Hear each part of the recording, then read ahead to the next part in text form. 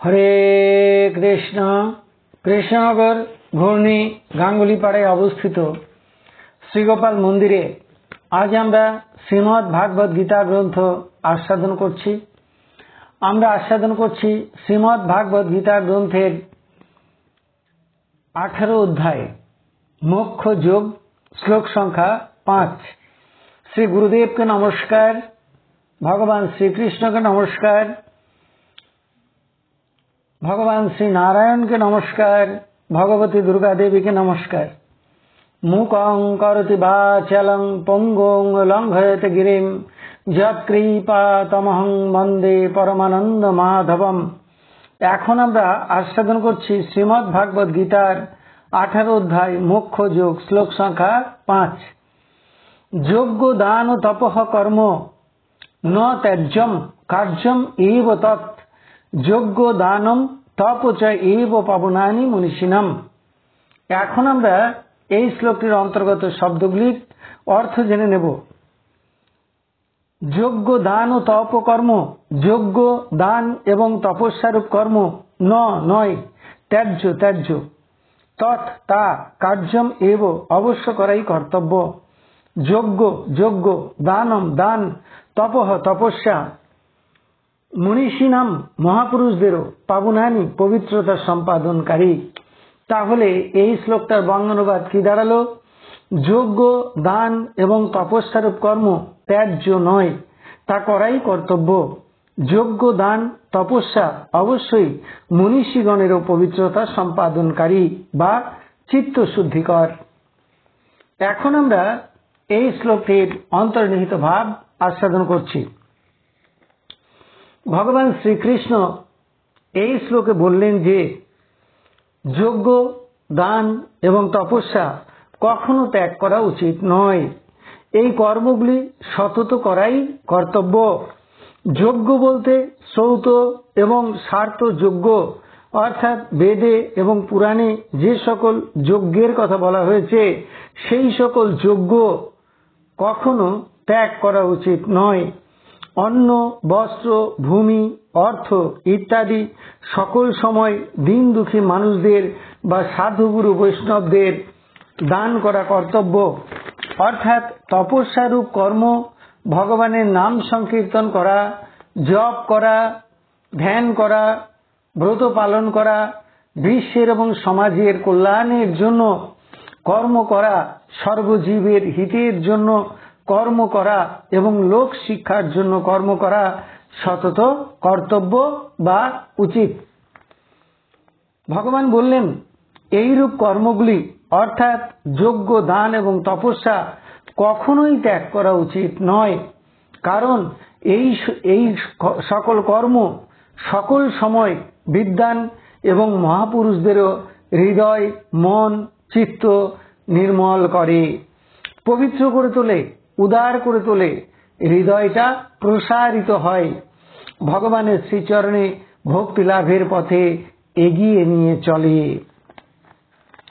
ভগবান এই অধ্যায়ের 3য় শ্লোকেই এই কথাগুলি একবার বলেছেন।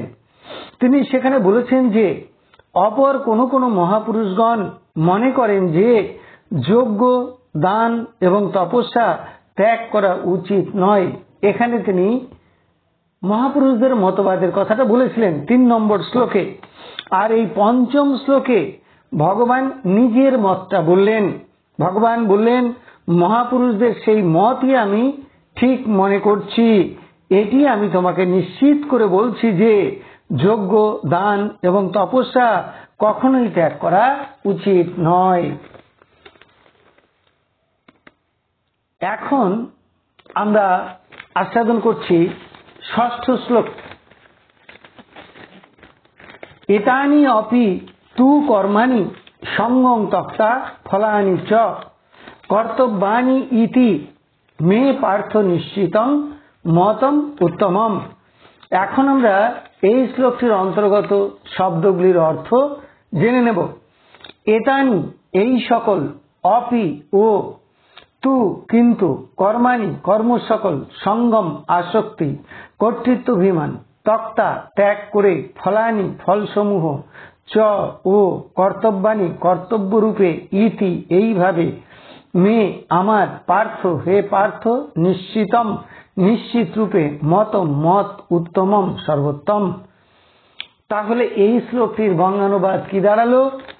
হে পার্থ, এই সকল কর্ম সমূহ কিন্তু আসক্তি শূন্য হয়ে ফল কামনা ত্যাগ করে কর্তব্য বোধে করা উচিত। এটি আমার নিশ্চিত মত এবং সর্বোত্তম মত। এখন আমরা এই ষষ্ঠ শ্লোকের অন্তর্নিহিত ভাব আস্বাদন করছি। ভগবান শ্রীকৃষ্ণ এই শ্লোকে বললেন যে এই সকল যজ্ঞ, দান এবং তপস্যারূপ কর্মগুলি কর্তব্য বোধে করতে হবে। অর্থাৎ এই কর্মগুলি আমার করা উচিত, তাই করছি। এর জন্য আমি কোনো ফল আশা করি না, বা আমি এই কর্মগুলি অভিমান বা অহংকার নিয়ে করছি না। কর্মগুলি ভগবানের কর্ম এবং করছেন তিনি, কর্মের ফলও তার, এই মনোভাব নিয়ে করতে হবে। সকলের মধ্যে ভগবান আছেন, তাই তাদের প্রতি ভগবত বুদ্ধিতে এই কাজগুলি করছি। কাজগুলি করবার সময় মান অপমান, জয় পরাজয়, লাভ ক্ষতি, শত্রু মিত্র সব সমান মনে করে করতে হবে। আর আসক্তি শূন্য হয়ে করতে হবে। কর্মের এবং কর্মের ফলের প্রতি যেন আসক্তি না থাকে। এই কর্মগুলি আমার না করলে চলবে না এমন নয়। যাকে দান করা হচ্ছে তার উপরেও যেন কোনো মায়া মোহ কাজ না করে। কর্তব্যবোধে ভগবানের প্রীতির নিমিত্ত কাজগুলি করতে হবে।